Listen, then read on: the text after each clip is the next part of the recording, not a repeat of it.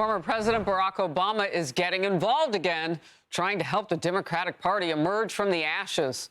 And it isn't pretty. Obama called out wealthy progressives, saying they have been cruising comfortably in Aspen and the Hamptons. He says things could change quickly, and it's time for a hardcore gut check. You could still hang out in, Aspen and Milan and travel and have a house in the Hamptons and still think of yourself as a progressive. And now things are a little different. All of us are going to be tested in some way. And we are going to have to then decide what our commitments are. Sometimes I feel as if during my presidency, I think a lot of people felt comfortable in their righteousness because they didn't have to test it. And now you have to test it a little bit more. Professor Obama. Power panel, Marc Thiessen, former White House speechwriter and Fox News contributor, and Patrick Murphy, former Pennsylvania Democratic congressman, and he served the great military. We appreciate that. So, Mark, I don't know, do they want a lecture from Obama on the left? If you want a path out of the political wilderness, the last person you should follow is Barack Obama. So Barack Obama's presidency was the moment that the Democratic Party abandoned Clintonian centrism for left-wing radical politics. And it was a disaster for the Democratic Party. I actually went back and looked at the numbers, Harris.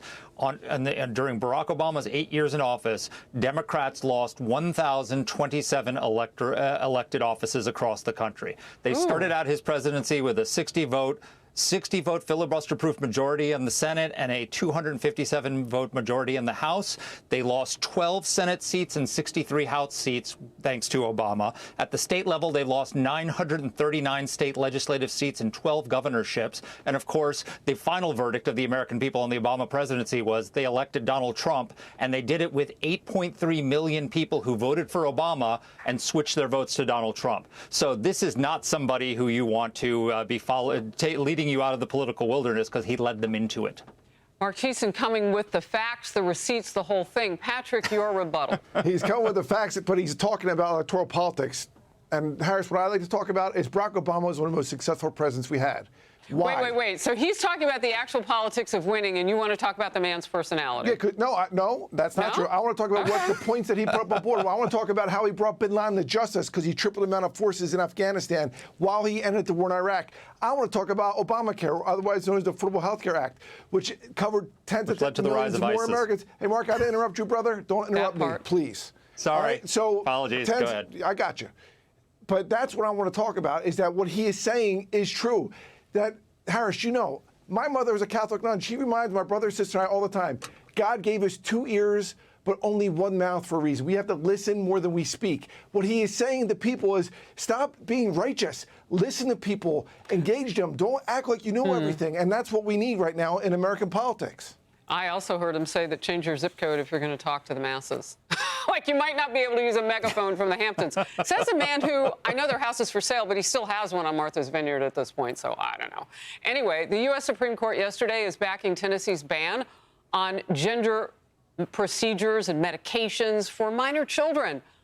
But instead of reporting on the actual decision, which matters across the country, the legacy and liberal media chose a side again. And they're sticking to it. Major outlets pushing panic. The Washington Post writes a polarizing national issue the Trump administration has seized on in initiatives targeting transgender rights. The Associated Press calling it a huge setback for transgender rights. And NBC joining the chorus saying the Supreme Court is delivering a major blow to transgender rights. I see a little bit of a drumbeat, perhaps the same talking points writer. Mark.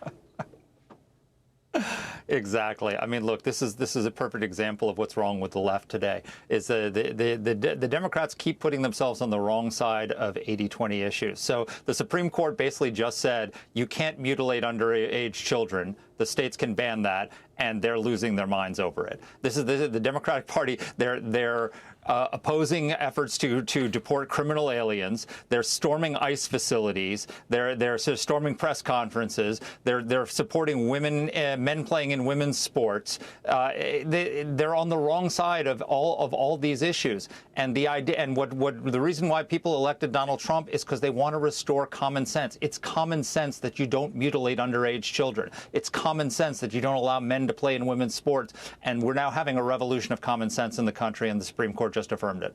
All right, debate. Go ahead, your side now, Patrick. I don't agree with his premise, but we'll just take it as the decision yesterday by the Supreme Court, and I read John Roberts, the Supreme Court Justice, Chief Justice thing.